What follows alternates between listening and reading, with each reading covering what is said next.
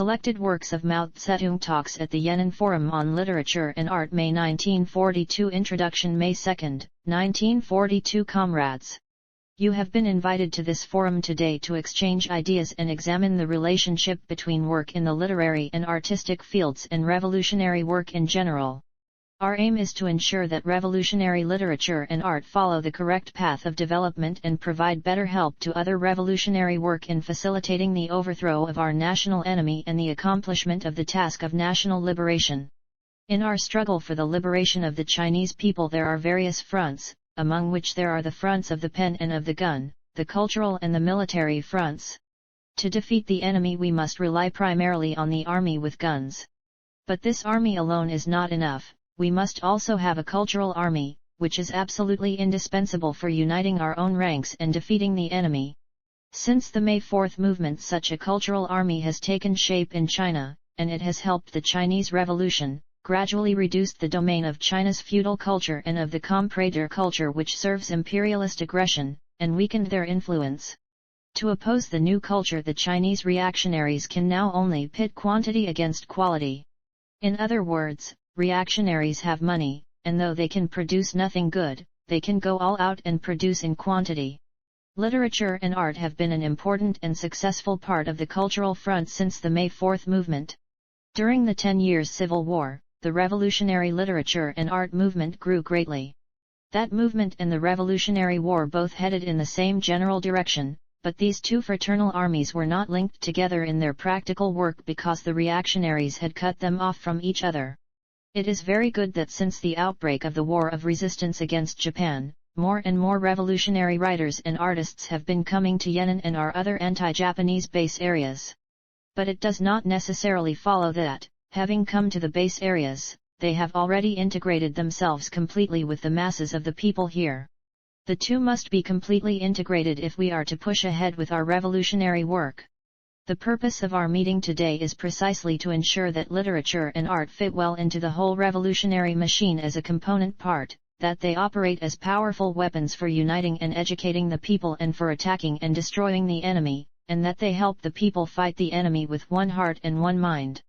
What are the problems that must be solved to achieve this objective? I think they are the problems of the class stand of the writers and artists, their attitude, their audience, their work, and their study. The problem of class stand.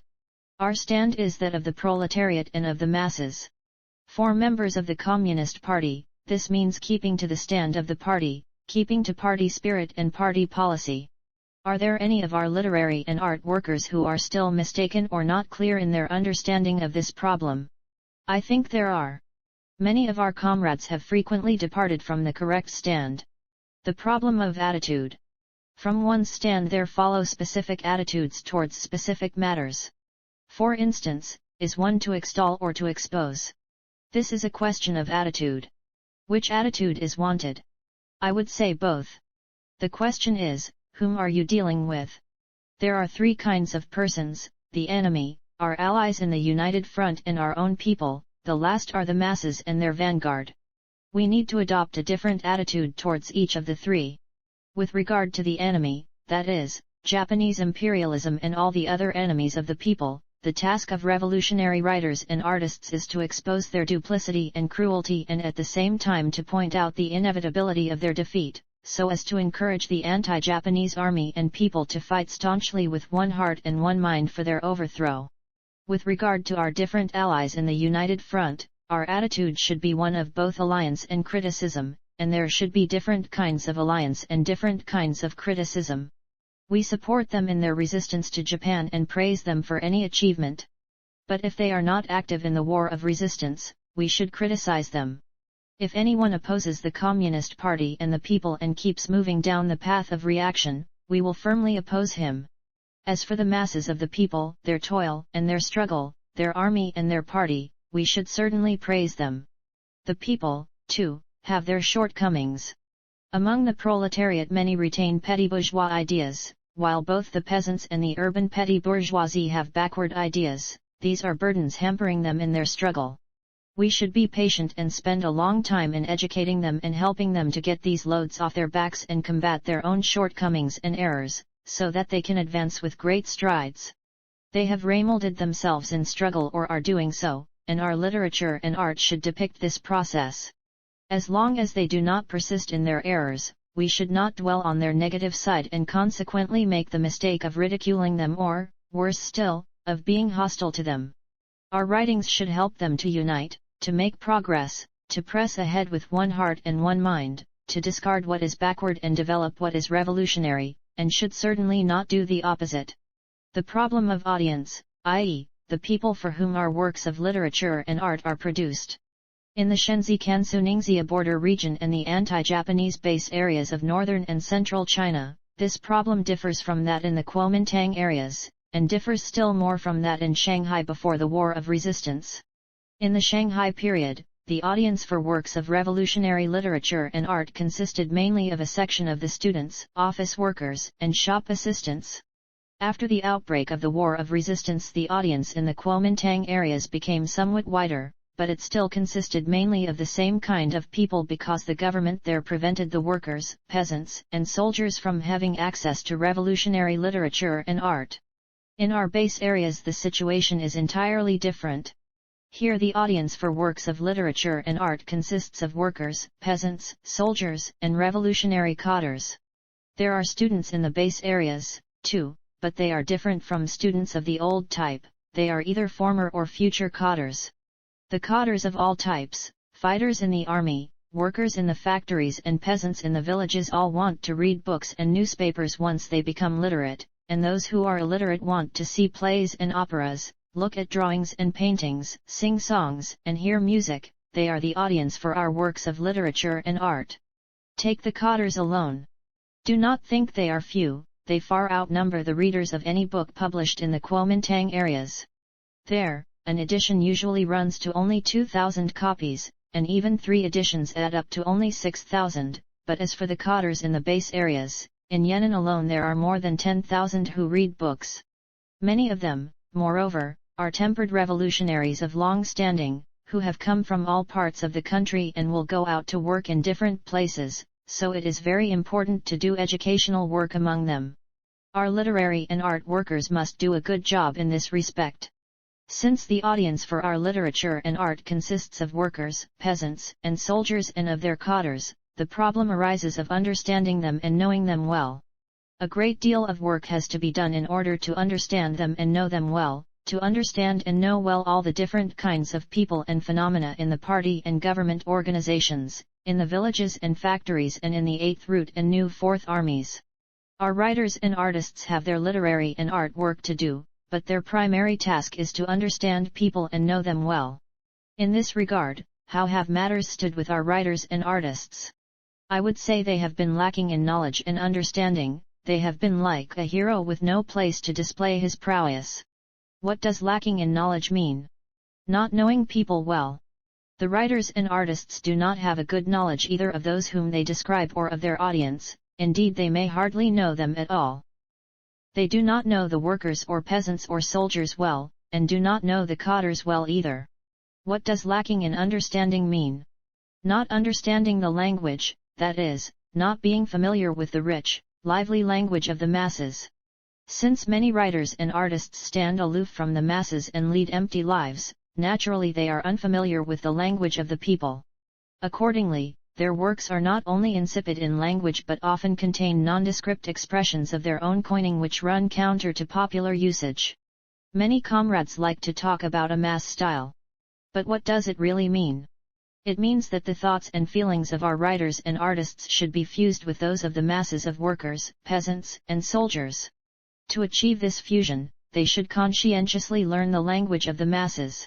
How can you talk of literary and artistic creation if you find the very language of the masses largely incomprehensible?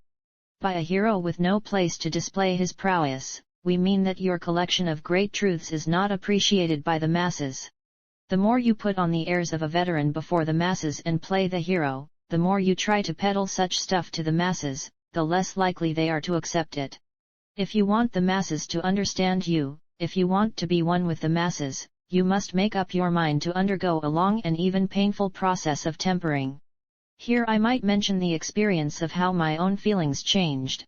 I began life as a student and at school acquired the ways of a student, I then used to feel it undignified to do even a little manual labor, such as carrying my own luggage in the presence of my fellow students, who were incapable of carrying anything, either on their shoulders or in their hands.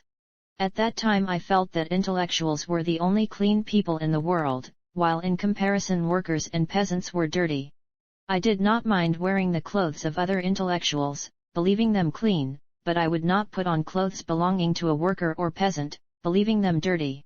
But after I became a revolutionary and lived with workers and peasants and with soldiers of the Revolutionary Army, I gradually came to know them well, and they gradually came to know me well too.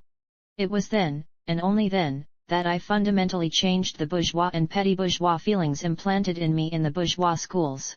I came to feel that compared with the workers and peasants the unremolded intellectuals were not clean, and that, in the last analysis, the workers and peasants were the cleanest people, and, even though their hands were soiled and their feet smeared with cow dung, they were really cleaner than the bourgeois and petty bourgeois intellectuals.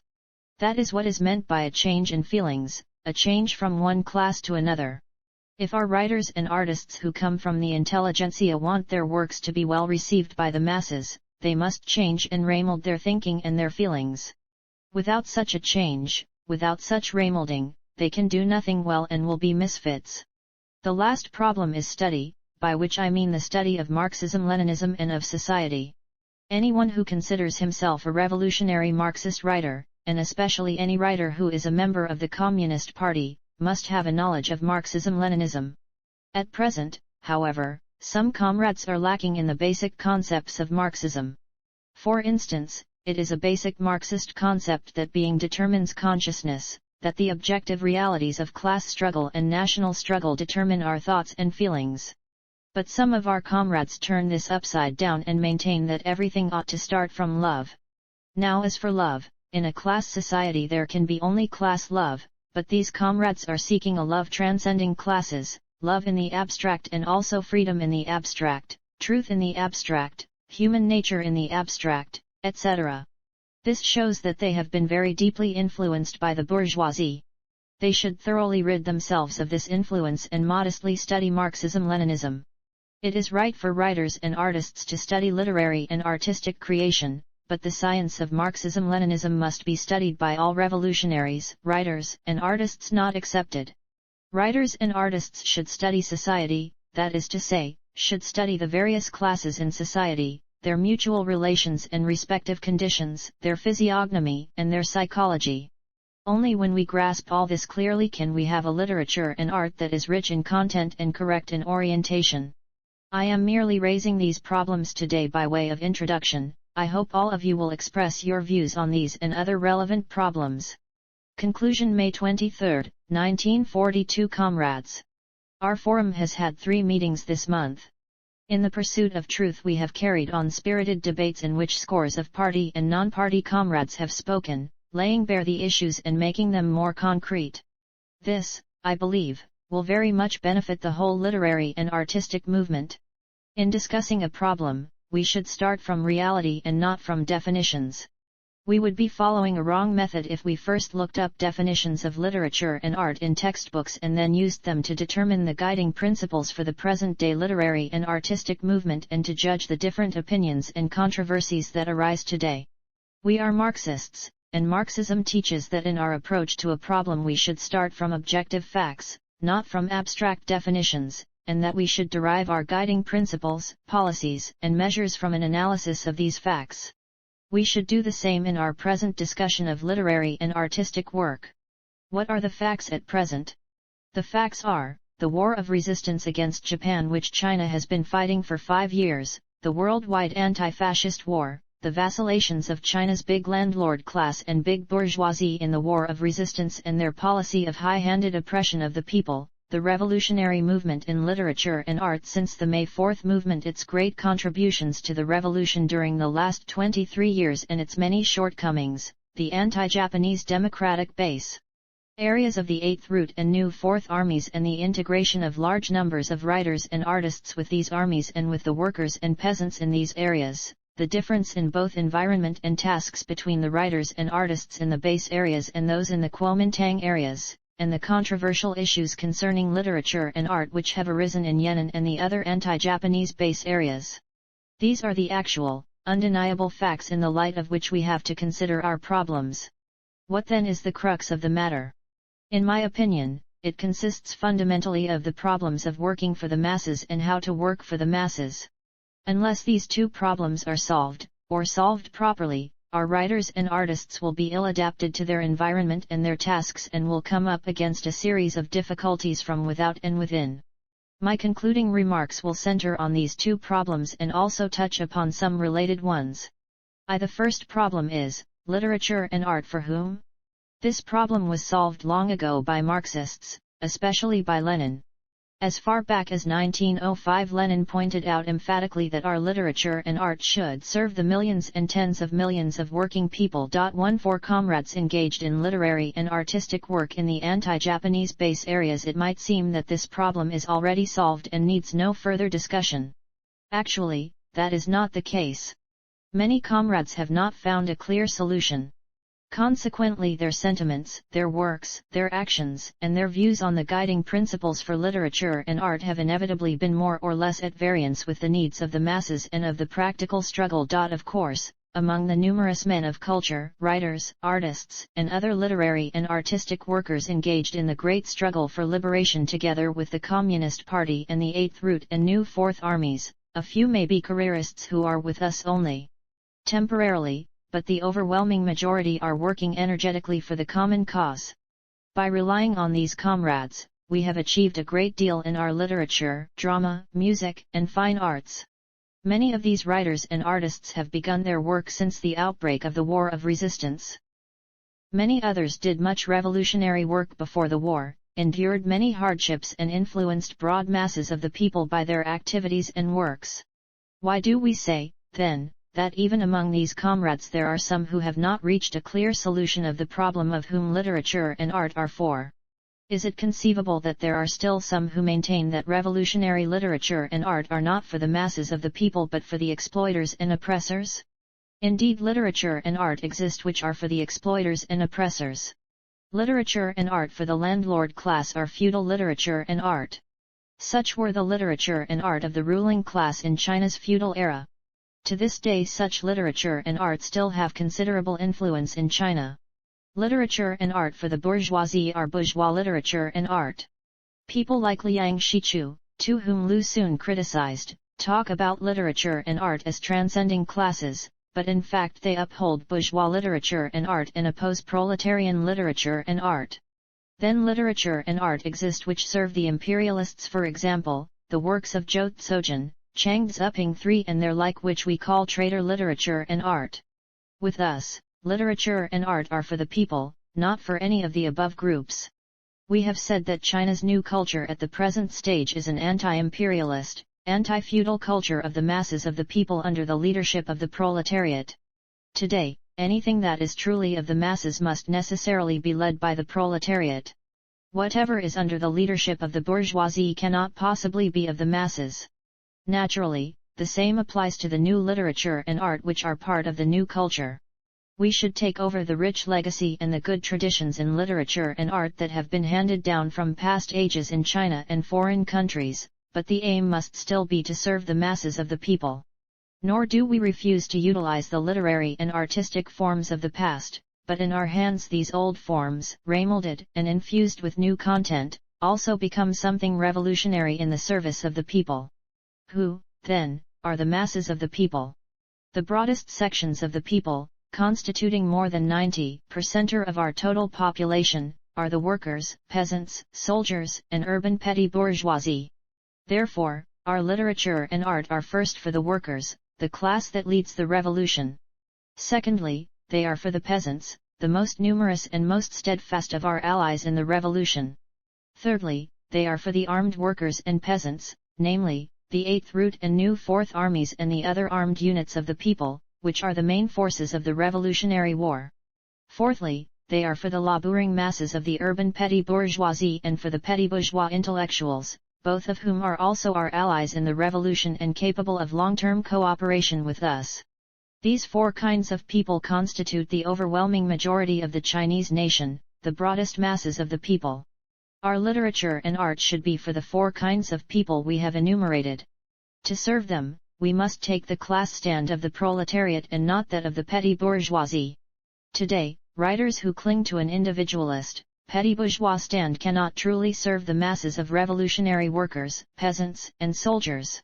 Their interest is mainly focused on the small number of petty bourgeois intellectuals.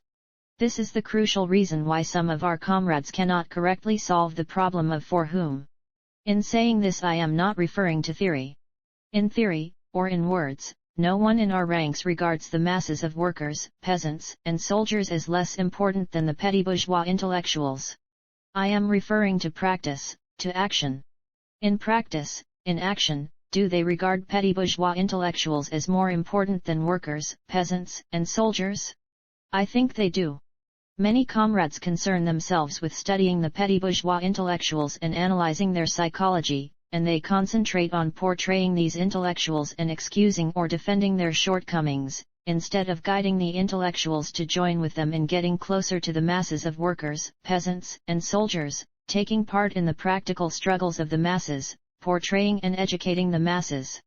Coming from the petty bourgeoisie and being themselves intellectuals, many comrades seek friends only among intellectuals and concentrate on studying and describing them. Such study and description are proper if done from a proletarian position. But that is not what they do, or not what they do fully. They take the petty bourgeois stand and produce works that are the self-expression of the petty bourgeoisie, as can be seen in quite a number of literary and artistic products. Often they show heartfelt sympathy for intellectuals of petty bourgeois origin, to the extent of sympathizing with or even praising their shortcomings. On the other hand, these comrades seldom come into contact with the masses of workers, peasants, and soldiers, do not understand or study them, do not have intimate friends among them and are not good at portraying them. When they do depict them, the clothes are the clothes of working people but the faces are those of petty bourgeois intellectuals. In certain respects they are fond of the workers, peasants, and soldiers and the cadres stemming from them, but there are times when they do not like them and there are some respects in which they do not like them. They do not like their feelings or their manner or their nascent literature and art, the wall newspapers, murals, folk songs, folk tales, etc. At times they are fond of these things too, but that is when they are hunting for novelty, for something with which to embellish their own works, or even for certain backward features. At other times they openly despise these things and are partial to what belongs to the petty bourgeois intellectuals or even to the bourgeoisie. These comrades have their feet planted on the side of the petty bourgeois intellectuals, or, to put it more elegantly, their innermost soul is still a kingdom of the petty bourgeois intelligentsia. Thus they have not yet solved, or not yet clearly solved, the problem of for whom. This applies not only to newcomers to Yenan, even among comrades who have been to the front and worked for a number of years in our base areas and in the 8th Route and new 4th Armies, many have not completely solved this problem. It requires a long period of time, at least 8 or 10 years, to solve it thoroughly. But however long it takes, solve it we must and solve it unequivocally and thoroughly.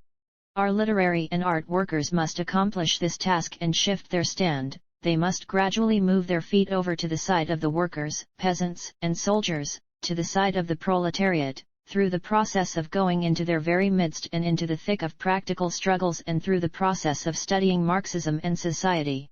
Only in this way can we have a literature and art that are truly for the workers, peasants, and soldiers, a truly proletarian literature and art. This question of for whom is fundamental, it is a question of principle. The controversies and divergences, the opposition and disunity arising among some comrades in the past were not on this fundamental question of principle but on secondary questions, or even on issues involving no principle. On this question of principle, however, there has been hardly any divergence between the two contending sides and they have shown almost complete agreement. To some extent, both tend to look down upon the workers, peasants, and soldiers and divorce themselves from the masses. I say to some extent because, generally speaking, these comrades do not look down upon the workers, peasants, and soldiers or divorce themselves from the masses in the same way as the Kuomintang does. Nevertheless, the tendency is there. Unless this fundamental problem is solved, many other problems will not be easy to solve. Take, for instance, the sectarianism in literary and art circles. This too is a question of principle, but sectarianism can only be eradicated by putting forward and faithfully applying the slogans, for the workers and peasants, for the Eighth Root and New Fourth Armies, and go among the masses. Otherwise the problem of sectarianism can never be solved.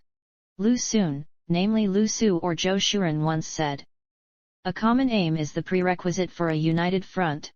The fact that our front is not united shows that we have not been able to unify our aims, and that some people are working only for small groups or indeed only for themselves. If we all aim at serving the masses of workers and peasants, our front will of course be united, for the problem existed then in Shanghai, now it exists in Chongqing too. In such places the problem can hardly be solved thoroughly, because the rulers oppress the revolutionary writers and artists and deny them the freedom to go out among the masses of workers, peasants, and soldiers. Here with us the situation is entirely different. We encourage revolutionary writers and artists to be active in forming intimate contacts with the workers, peasants, and soldiers, giving them complete freedom to go among the masses and to create a genuinely revolutionary literature and art. Therefore, here among us the problem is nearing solution. But nearing solution is not the same as a complete and thorough solution. We must study Marxism and study society, as we have been saying, precisely in order to achieve a complete and thorough solution. By Marxism we mean living Marxism, which plays an effective role in the life and struggle of the masses, not Marxism in words. With Marxism in words transformed into Marxism in real life, there will be no more sectarianism. Not only will the problem of sectarianism be solved, but many other problems as well. Having settled the problem of whom to serve, we come to the next problem, how to serve. To put it in the words of some of our comrades, should we devote ourselves to raising standards, or should we devote ourselves to popularization? In the past, some comrades, to a certain or even a serious extent, belittled and neglected popularization and laid undue stress on raising standards. Stress should be laid on raising standards, but to do so one-sidedly and exclusively, to do so excessively, is a mistake. The lack of a clear solution to the problem of for whom, which I referred to earlier, also manifests itself in this connection. As these comrades are not clear on the problem of for whom, they have no correct criteria for the raising of standards and the popularization they speak of, and are naturally still less able to find the correct relationship between the two. Since our literature and art are basically for the workers, peasants, and soldiers, popularization means to popularize among the workers, peasants, and soldiers, and raising standards means to advance from their present level. What should we popularize among them? Popularize what is needed and can be readily accepted by the feudal landlord class? Popularize what is needed and can be readily accepted by the bourgeoisie? Popularize what is needed and can be readily accepted by the petty bourgeois intellectuals?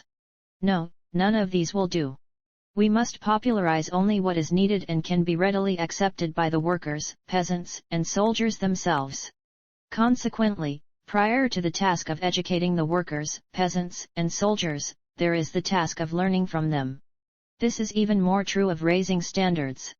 There must be a basis from which to raise. Take a bucket of water, for instance, where is it to be raised from if not from the ground? From mid-air? From what basis, then, are literature and art to be raised? From the basis of the feudal classes? From the basis of the bourgeoisie? From the basis of the petty bourgeois intellectuals? No, not from any of these, only from the basis of the masses of workers, peasants, and soldiers. Nor does this mean raising the workers, peasants, and soldiers to the heights of the feudal classes, the bourgeoisie or the petty bourgeois intellectuals. It means raising the level of literature and art in the direction in which the workers, peasants, and soldiers are themselves advancing, in the direction in which the proletariat is advancing. Here again the task of learning from the workers, peasants, and soldiers comes in. Only by starting from the workers, peasants, and soldiers can we have a correct understanding of popularization and of the raising of standards and find the proper relationship between the two. In the last analysis, what is the source of all literature and art? Works of literature and art, as ideological forms, are products of the reflection in the human brain of the life of a given society. Revolutionary literature and art are the products of the reflection of the life of the people in the brains of revolutionary writers and artists.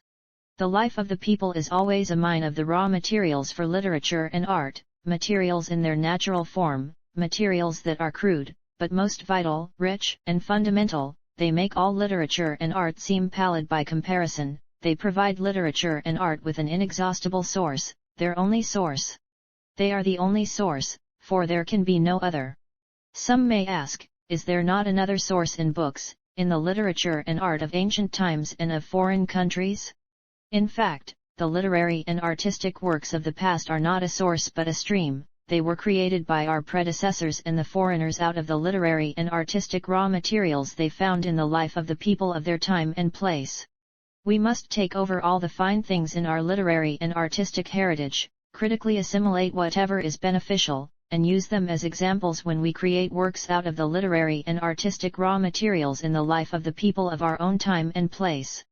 It makes a difference whether or not we have such examples. The difference between crudeness and refinement, between roughness and polish, between a low and a high level, and between slower and faster work. Therefore, we must on no account reject the legacies of the ancients and the foreigners or refuse to learn from them, even though they are the works of the feudal or bourgeois classes. But taking over legacies and using them as examples must never replace our own creative work. Nothing can do that. Uncritical transplantation or copying from the ancients and the foreigners is the most sterile and harmful dogmatism in literature and art. China's revolutionary writers and artists of promise, must go among the masses. They must for a long period of time unreservedly and wholeheartedly go among the masses of workers, peasants, and soldiers, go into the heat of the struggle, go to the only source, the broadest and richest source, in order to observe, experience, study and analyze all the different kinds of people, all the classes, all the masses, all the vivid patterns of life and struggle, all the raw materials of literature and art. Only then can they proceed to creative work. Otherwise, you will have nothing to work with and you will be nothing but a phony writer or artist, the kind that Lu Xun in his will so earnestly cautioned his son never to become. 5 Although man's social life is the only source of literature and art and is incomparably livelier and richer in content, the people are not satisfied with life alone and demand literature and art as well. Why?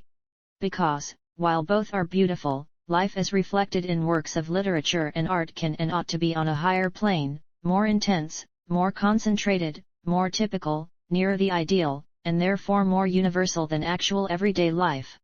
Revolutionary literature and art should create a variety of characters out of real life and help the masses to propel history forward. For example, there is suffering from hunger, cold, and oppression on the one hand, and exploitation and oppression of man by man on the other. These facts exist everywhere and people look upon them as commonplace. Writers and artists concentrate such everyday phenomena, typify the contradictions and struggles within them and produce works which awaken the masses, fire them with enthusiasm and impel them to unite and struggle to transform their environment. Without such literature and art, this task could not be fulfilled, or at least not so effectively and speedily. What is meant by popularizing and by raising standards in works of literature and art? What is the relationship between these two tasks? Popular works are simpler and plainer, and therefore more readily accepted by the broad masses of the people today. Works of a higher quality, being more polished, are more difficult to produce and in general do not circulate so easily and quickly among the masses at present. The problem facing the workers, peasants and soldiers is this: they are now engaged in a bitter and bloody struggle with the enemy but are illiterate and uneducated as a result of long years of rule by the feudal and bourgeois classes, and therefore they are eagerly demanding enlightenment, education, and works of literature and art which meet their urgent needs and which are easy to absorb, in order to heighten their enthusiasm in struggle and confidence in victory, strengthen their unity and fight the enemy with one heart and one mind. For them the prime need is not more flowers on the brocade but fuel in snowy weather. In present conditions, therefore, popularization is the more pressing task. It is wrong to belittle or neglect popularization. Nevertheless, no hard and fast line can be drawn between popularization and the raising of standards. Not only is it possible to popularize some works of higher quality even now, but the cultural level of the broad masses is steadily rising. If popularization remains at the same level forever, with the same stuff being supplied month after month and year after year, always the same little cowherd 6 and the same man, hand, mouth, knife, cow, goat, 7 will not the educators and those being educated be 6 of one and half a dozen of the other? What would be the sense of such popularization? The people demand popularization and, following that, higher standards. They demand higher standards month by month and year by year. Here popularization means popularizing for the people and raising of standards means raising the level for the people. And such raising is not from mid-air, or behind closed doors, but is actually based on popularization. It is determined by and at the same time guides popularization. In China as a whole the development of the revolution and of revolutionary culture is uneven and their spread is gradual. While in one place there is popularization and then raising of standards on the basis of popularization, in other places popularization has not even begun. Hence good experience in popularization leading to higher standards in one locality can be applied in other localities and serve to guide popularization and the raising of standards there, saving many twists and turns along the road. Internationally, the good experience of foreign countries, and especially Soviet experience, can also serve to guide us. With us, therefore, the raising of standards is based on popularization, while popularization is guided by the raising of standards. Precisely for this reason, so far from being an obstacle to the raising of standards, the work of popularization we are speaking of supplies the basis for the work of raising standards which we are now doing on a limited scale, and prepares the necessary conditions for us to raise standards in the future on a much broader scale. Besides such raising of standards as meets the needs of the masses directly, there is the kind which meets their needs indirectly, that is, the kind which is needed by the cadres. The cadres are the advanced elements of the masses and generally have received more education, literature and art of a higher level are entirely necessary for them. To ignore this would be a mistake. Whatever is done for the cadres is also entirely for the masses, because it is only through the cadres that we can educate and guide the masses. If we go against this aim, if what we give the cadres cannot help them educate and guide the masses, our work of raising standards will be like shooting at random and will depart from the fundamental principle of serving the masses of the people. To sum up, through the creative labor of revolutionary writers and artists, the raw materials found in the life of the people are shaped into the ideological form of literature and art serving the masses of the people. Included here are the more advanced literature and art as developed on the basis of elementary literature and art and as required by those sections of the masses whose level has been raised, or, more immediately, by the cadres among the masses. Also included here are elementary literature and art which, conversely, are guided by more advanced literature and art and are needed primarily by the overwhelming majority of the masses at present. Whether more advanced or elementary, all our literature and art are for the masses of the people, and in the first place for the workers, peasants, and soldiers. They are created for the workers, peasants, and soldiers and are for their use. Now that we have settled the problem of the relationship between the raising of standards and popularization, that of the relationship between the specialists and the popularizers can also be settled. Our specialists are not only for the cadres, but also, and indeed chiefly, for the masses. Our specialists in literature should pay attention to the wall newspapers of the masses and to the reportage written in the army and the villages. Our specialists in drama should pay attention to the small troops in the army and the villages. Our specialists in music should pay attention to the songs of the masses. Our specialists in the fine arts should pay attention to the fine arts of the masses. All these comrades should make close contact with comrades engaged in the work of popularizing literature and art among the masses. On the one hand, they should help and guide the popularizers, and on the other, they should learn from these comrades and, through them, draw nourishment from the masses to replenish and enrich themselves so that their specialties do not become ivory towers, detached from the masses and from reality and devoid of content or life. We should esteem the specialists, for they are very valuable to our cause. But we should tell them that no revolutionary writer or artist can do any meaningful work unless he is closely linked with the masses, gives expression to their thoughts and feelings and serves them as a loyal spokesman. Only by speaking for the masses can he educate them and only by being their pupil can he be their teacher. If he regards himself as their master, as an aristocrat who lords it over the lower orders, then, no matter how talented he may be, he will not be needed by the masses and his work will have no future. Is this attitude of ours utilitarian? Materialists do not oppose utilitarianism in general but the utilitarianism of the feudal, bourgeois, and petty bourgeois classes. They oppose those hypocrites who attack utilitarianism in words but in deeds embrace the most selfish and short-sighted utilitarianism. There is no ism in the world that transcends utilitarian considerations. In class society there can be only the utilitarianism of this or that class. We are proletarian revolutionary utilitarians and take as our point of departure the unity of the present and future interests of the broadest masses, who constitute over 90% of the population. Hence we are revolutionary utilitarians aiming for the broadest and the most long-range objectives, not narrow utilitarians concerned only with the partial and the immediate. If, for instance, you reproach the masses for their utilitarianism and yet for your own utility, or that of a narrow clique, force on the market and propagandize among the masses a work which pleases only the few but is useless or even harmful to the majority, then you are not only insulting the masses but also revealing your own lack of self-knowledge. A thing is good only when it brings real benefit to the masses of the people.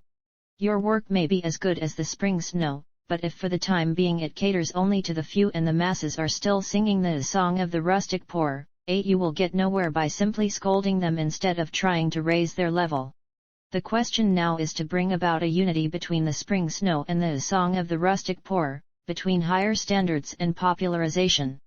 Without such a unity, the highest art of any expert cannot help being utilitarian in the narrowest sense. You may call this art pure and lofty but that is merely your own name for it which the masses will not endorse.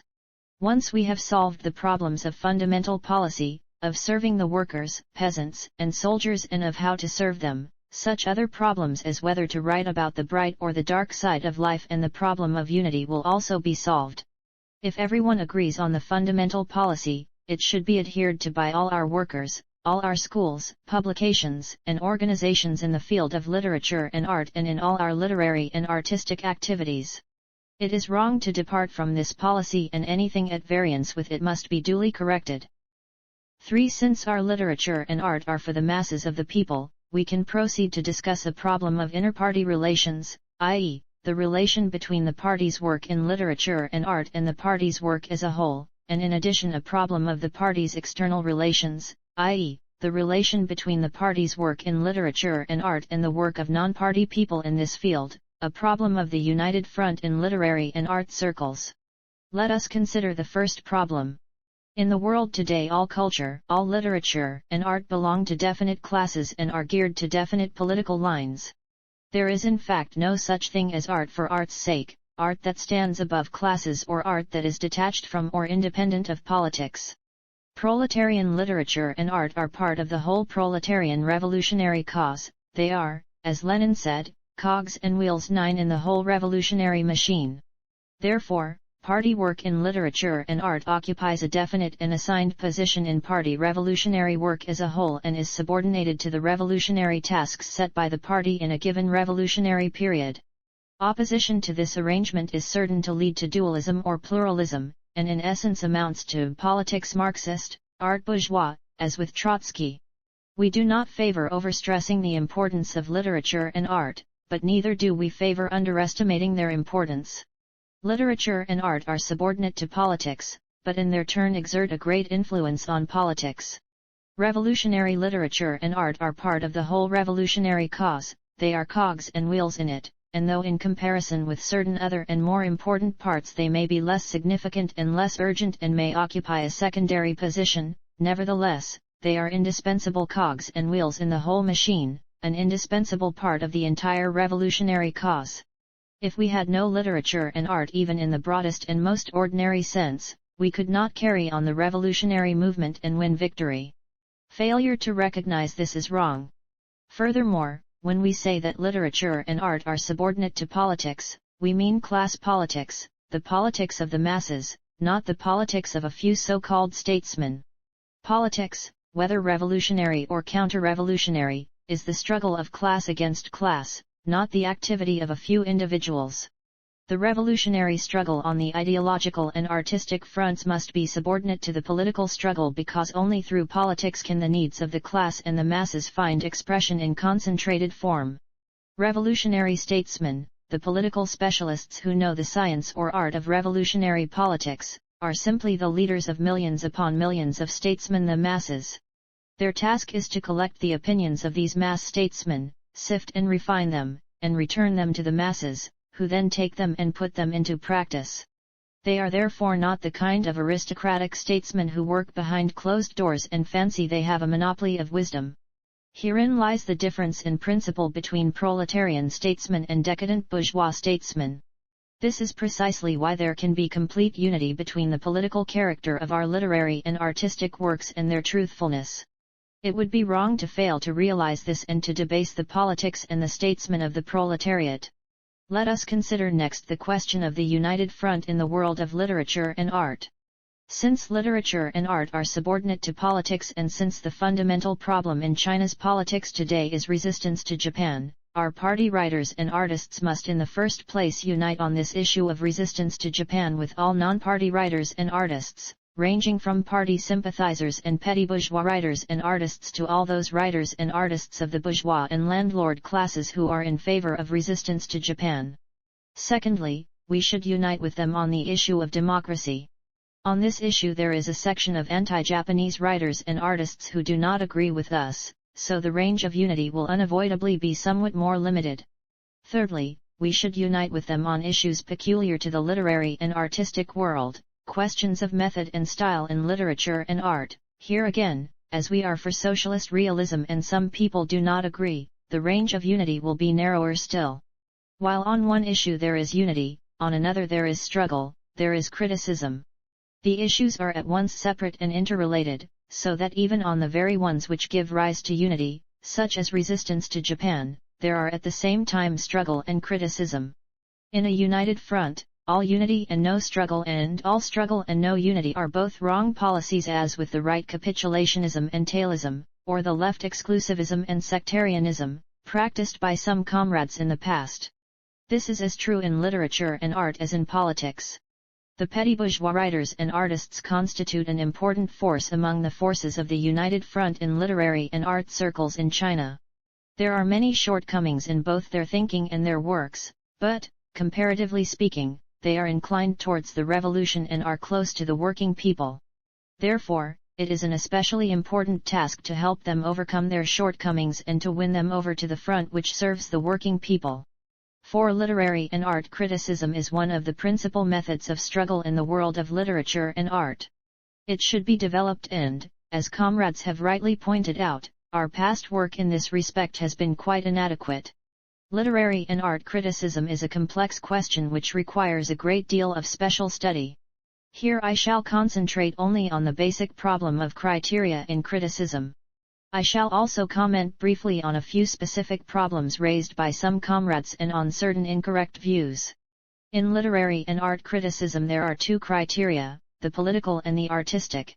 According to the political criterion, everything is good that is helpful to unity and resistance to Japan, that encourages the masses to be of one heart and one mind, that opposes retrogression and promotes progress. On the other hand, everything is bad that is detrimental to unity and resistance to Japan, foments dissension and discord among the masses and opposes progress and drags people back.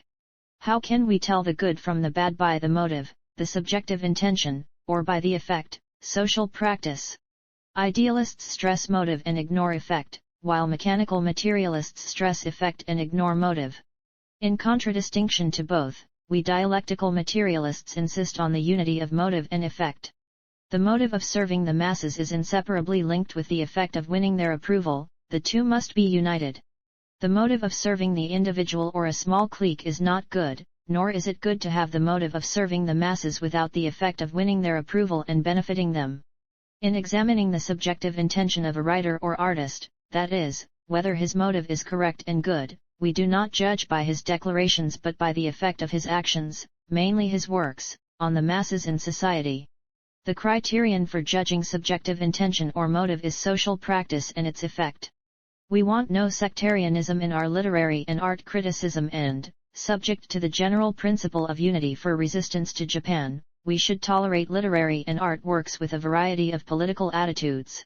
But at the same time, in our criticism we must adhere firmly to principle and severely criticize and repudiate all works of literature and art expressing views in opposition to the nation, to science, to the masses and to the Communist Party, because these so-called works of literature and art proceed from the motive and produce the effect of undermining unity for resistance to Japan. According to the artistic criterion, all works of a higher artistic quality are good or comparatively good, while those of a lower artistic quality are bad or comparatively bad. Here, too, of course, social effect must be taken into account. There is hardly a writer or artist who does not consider his own work beautiful, and our criticism ought to permit the free competition of all varieties of works of art, but it is also entirely necessary to subject these works to correct criticism according to the criteria of the science of aesthetics, so that art of a lower level can be gradually raised to a higher, and art which does not meet the demands of the struggle of the broad masses can be transformed into art that does. There is the political criterion and there is the artistic criterion. What is the relationship between the two? Politics cannot be equated with art, nor can a general world outlook be equated with a method of artistic creation and criticism. We deny not only that there is an abstract and absolutely unchangeable political criterion, but also that there is an abstract and absolutely unchangeable artistic criterion. Each class in every class society has its own political and artistic criteria. But all classes in all class societies invariably put the political criterion first and the artistic criterion second. The bourgeoisie always shuts out proletarian literature and art, however great their artistic merit. The proletariat must similarly distinguish among the literary and art works of past ages and determine its attitude towards them only after examining their attitude to the people and whether or not they had any progressive significance historically. Some works which politically are downright reactionary may have a certain artistic quality. The more reactionary their content and the higher their artistic quality, the more poisonous they are to the people, and the more necessary it is to reject them. A common characteristic of the literature and art of all exploiting classes in their period of decline is the contradiction between their reactionary political content and their artistic form. What we demand is the unity of politics and art, the unity of content and form, the unity of revolutionary political content and the highest possible perfection of artistic form.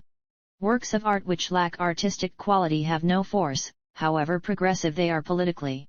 Therefore, we oppose both the tendency to produce works of art with a wrong political viewpoint and the tendency towards the poster and slogan style which is correct in political viewpoint but lacking in artistic power. On questions of literature and art we must carry on a struggle on two fronts. Both these tendencies can be found in the thinking of many comrades. A good number of comrades tend to neglect artistic technique. It is therefore necessary to give attention to the raising of artistic standards. But as I see it, the political side is more of a problem at present. Some comrades lack elementary political knowledge and consequently have all sorts of muddled ideas. Let me cite a few examples from Yenan. The theory of human nature. Is there such a thing as human nature? Of course there is. But there is only human nature in the concrete, no human nature in the abstract. In class society there is only human nature of a class character, there is no human nature above classes. We uphold the human nature of the proletariat and of the masses of the people, while the landlord and bourgeois classes uphold the human nature of their own classes, only they do not say so but make it out to be the only human nature in existence. The human nature boosted by certain petty bourgeois intellectuals is also divorced from or opposed to the masses. What they call human nature is in essence nothing but bourgeois individualism, and so, in their eyes, proletarian human nature is contrary to human nature. The theory of human nature which some people in Yenan advocate as the basis of their so-called theory of literature and art puts the matter in just this way and is wholly wrong. The fundamental point of departure for literature and art is love, love of humanity. Now love may serve as a point of departure, but there is a more basic one. Love as an idea is a product of objective practice. Fundamentally, we do not start from ideas but from objective practice. Our writers and artists who come from the ranks of the intellectuals love the proletariat because society has made them feel that they and the proletariat share a common fate. We hate Japanese imperialism because Japanese imperialism oppresses us. There is absolutely no such thing in the world as love or hatred without reason or cause. As for the so-called love of humanity, there has been no such all-inclusive love since humanity was divided into classes. All the ruling classes of the past were fond of advocating it, and so were many so-called sages and wise men, but nobody has ever really practiced it, because it is impossible in class society. There will be genuine love of humanity after classes are eliminated all over the world. Classes have split society into many antagonistic groupings. There will be love of all humanity when classes are eliminated, but not now. We cannot love enemies, we cannot love social evils, our aim is to destroy them. This is common sense. Can it be that some of our writers and artists still do not understand this? Literary and artistic works have always laid equal stress on the bright and the dark, half and half. This statement contains many muddled ideas. It is not true that literature and art have always done this. Many petty bourgeois writers have never discovered the bright side. Their works only expose the dark and are known as the literature of exposure. Some of their works simply specialize in preaching pessimism and world weariness. On the other hand, Soviet literature in the period of socialist construction portrays mainly the bright. It, too, describes shortcomings in work and portrays negative characters, but this only serves as a contrast to bring out the brightness of the whole picture and is not on a so-called half-and-half basis. The writers and artists of the bourgeoisie in its period of reaction depict the revolutionary masses as mobs and themselves as saints, thus reversing the bright and the dark. Only truly revolutionary writers and artists can correctly solve the problem of whether to extol or to expose. All the dark forces harming the masses of the people must be exposed and all the revolutionary struggles of the masses of the people must be extolled. This is the fundamental task of revolutionary writers and artists. The task of literature and art has always been to expose. This assertion, like the previous one, arises from ignorance of the science of history. Literature and art, as we have shown, have never been devoted solely to exposure. For revolutionary writers and artists, the targets for exposure can never be the masses, but only the aggressors, exploiters, and oppressors and the evil influence they have on the people. The masses too have shortcomings, which should be overcome by criticism and self-criticism within the people's own ranks, and such criticism and self-criticism is also one of the most important tasks of literature and art. But this should not be regarded as any sort of exposure of the people. As for the people, the question is basically one of education and of raising their level. Only counter-revolutionary writers and artists describe the people as born fools and the revolutionary masses as tyrannical mobs. This is still the period of the satirical essay, and Lu Xun's style of writing is still needed. Living under the rule of the dark forces and deprived of freedom of speech, Lu Xun used burning satire and freezing irony, cast in the form of essays, to do battle, and he was entirely right.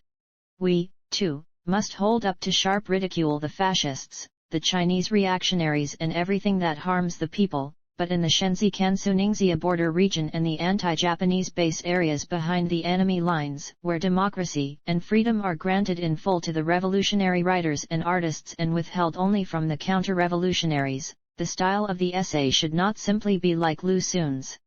Here we can shout at the top of our voices and have no need for veiled and roundabout expressions, which are hard for the people to understand. When dealing with the people and not with their enemies, Lu Xun never ridiculed or attacked the revolutionary people and the Revolutionary Party in his satirical essay period, and these essays were entirely different in manner from those directed against the enemy. To criticize the people's shortcomings is necessary, as we have already said, but in doing so we must truly take the stand of the people and speak out of wholehearted eagerness to protect and educate them. To treat comrades like enemies is to go over to the stand of the enemy. Are we then to abolish satire? No. Satire is always necessary. But there are several kinds of satire, each with a different attitude: satire to deal with our enemies, satire to deal with our allies, and satire to deal with our own ranks. We are not opposed to satire in general. What we must abolish is the abuse of satire. I am not given to praise and eulogy. The works of people who eulogize what is bright are not necessarily great, and the works of those who depict the dark are not necessarily paltry. If you are a bourgeois writer or artist, you will eulogize not the proletariat but the bourgeoisie, and if you are a proletarian writer or artist, you will eulogize not the bourgeoisie but the proletariat and working people. It must be one or the other. The works of the eulogists of the bourgeoisie are not necessarily great, nor are the works of those who show that the bourgeoisie is dark necessarily paltry. The works of the eulogists of the proletariat are not necessarily not great, but the works of those who depict the so-called darkness of the proletariat are bound to be paltry. Are these not facts of history as regards literature and art? Why should we not eulogize the people, the creators of the history of mankind? Why should we not eulogize the proletariat, the Communist Party, New Democracy, and Socialism? There is a type of person who has no enthusiasm for the people's cause and looks coldly from the sidelines at the struggles and victories of the proletariat and its vanguard. What he is interested in, and will never weary of eulogizing, is himself, plus perhaps a few figures in his small coterie. Of course, such petty bourgeois individualists are unwilling to eulogize the deeds and virtues of the revolutionary people or heighten their courage in struggle and their confidence in victory. Persons of this type are merely termites in the revolutionary ranks. Of course, the revolutionary people have no need for these singers. It is not a question of stand. My class stand is correct, my intentions are good and I understand all right, but I am not good at expressing myself and so the effect turns out bad. I have already spoken about the dialectical materialist view of motive and effect. Now I want to ask, is not the question of effect one of stand? A person who acts solely by motive and does not inquire what effect his action will have is like a doctor who merely writes prescriptions but does not care how many patients die of them. Or take a political party which merely makes declarations but does not care whether they are carried out. It may well be asked, is this a correct stand? And is the intention here good?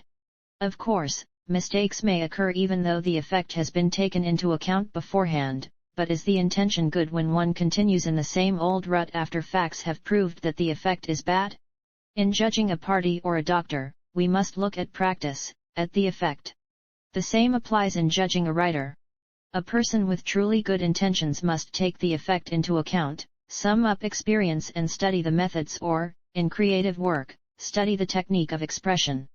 A person with truly good intentions must criticize the shortcomings and mistakes in his own work with the utmost candor and resolve to correct them. This is precisely why communists employ the method of self-criticism. This alone is the correct stand. Only in this process of serious and responsible practice is it possible gradually to understand what the correct stand is and gradually obtain a good grasp of it. If one does not move in this direction in practice, if there is simply the complacent assertion that one understands all right, then in fact one has not understood at all. To call on us to study Marxism is to repeat the mistake of the dialectical materialist creative method, which will harm the creative mood. To study Marxism means to apply the dialectical materialist and historical materialist viewpoint in our observation of the world, of society, and of literature and art. It does not mean writing philosophical lectures into our works of literature and art. Marxism embraces but cannot replace realism in literary and artistic creation, just as it embraces but cannot replace the atomic and electronic theories in physics. Empty, dry dogmatic formulas do indeed destroy the creative mood. Not only that, they first destroy Marxism. Dogmatic Marxism is not Marxism, it is anti-Marxism. Then does not Marxism destroy the creative mood? Yes, it does. It definitely destroys creative moods that are feudal, bourgeois, petty bourgeois, liberalistic, individualist, nihilist, art for art's sake, aristocratic, decadent or pessimistic, and every other creative mood that is alien to the masses of the people and to the proletariat. So far as proletarian writers and artists are concerned, should not these kinds of creative moods be destroyed? I think they should be utterly destroyed. And while they are being destroyed, something new can be constructed. The problems discussed here exist in our literary and art circles in Yenan. What does that show? It shows that wrong styles of work still exist to a serious extent in our literary and art circles and that there are still many defects among our comrades, such as idealism, dogmatism, empty illusions, empty talk, contempt for practice and aloofness from the masses, all of which call for an effective and serious campaign of rectification. We have many comrades who are still not very clear on the difference between the proletariat and the petty bourgeoisie. There are many party members who have joined the Communist Party organizationally but have not yet joined the party wholly or at all ideologically. Those who have not joined the party ideologically still carry a great deal of the muck of the exploiting classes in their heads, and have no idea at all of what proletarian ideology, or communism, or the party is. Proletarian ideology, they think. The same old stuff. Little do they know that it is no easy matter to acquire this stuff. Some will never have the slightest communist flavor about them as long as they live and can only end up by leaving the party. Therefore, though the majority in our party and in our ranks are clean and honest, we must in all seriousness put things in order both ideologically and organizationally if we are to develop the revolutionary movement more effectively and bring it to speedier success. To put things in order organizationally requires our first doing so ideologically, our launching a struggle of proletarian ideology against non-proletarian ideology.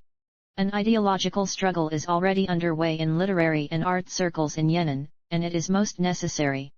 Intellectuals of petty bourgeois origin always stubbornly try in all sorts of ways, including literary and artistic ways, to project themselves and spread their views, and they want the party and the world to be remolded in their own image. In the circumstances it is our duty to jolt these comrades and tell them sharply, that won't work. The proletariat cannot accommodate itself to you. To yield to you would actually be to yield to the big landlord class and the big bourgeoisie and to run the risk of undermining our party and our country. Whom then must we yield to? We can mold the party and the world only in the image of the proletarian vanguard. We hope our comrades in literary and art circles will realize the seriousness of this great debate and join actively in this struggle, so that every comrade may become sound and our entire ranks may become truly united and consolidated ideologically and organizationally.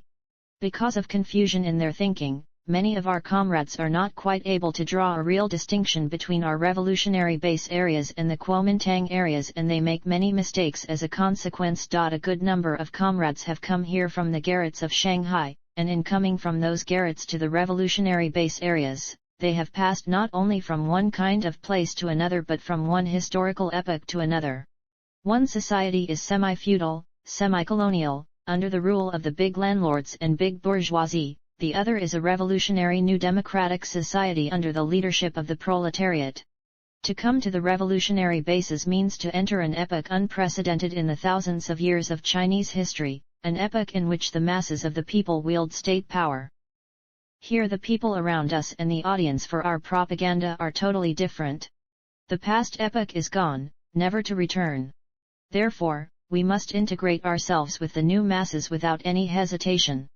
If, living among the new masses, some comrades, as I said before, are still lacking in knowledge and understanding and remain heroes with no place to display their prowess, then difficulties will arise for them, and not only when they go out to the villages, right here in Yenan difficulties will arise for them.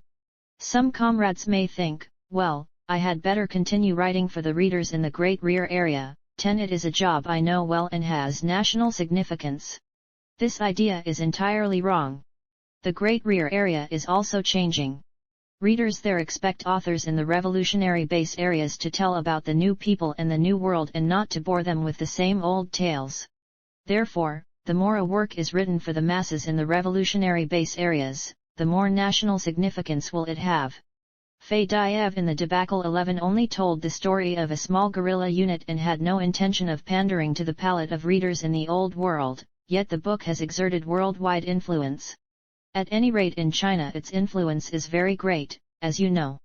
China is moving forward, not back, and it is the revolutionary base areas, not any of the backward, retrogressive areas, that are leading China forward. This is a fundamental issue that, above all, comrades must come to understand in the rectification movement. Since integration into the new epoch of the masses is essential, it is necessary thoroughly to solve the problem of the relationship between the individual and the masses. This couplet from a poem by Lu Xun should be our motto: fierce-browed, I coolly defy 1,000 pointing fingers, head bowed, like a willing ox I serve the children.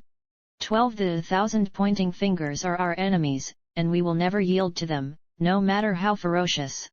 The children here symbolize the proletariat and the masses.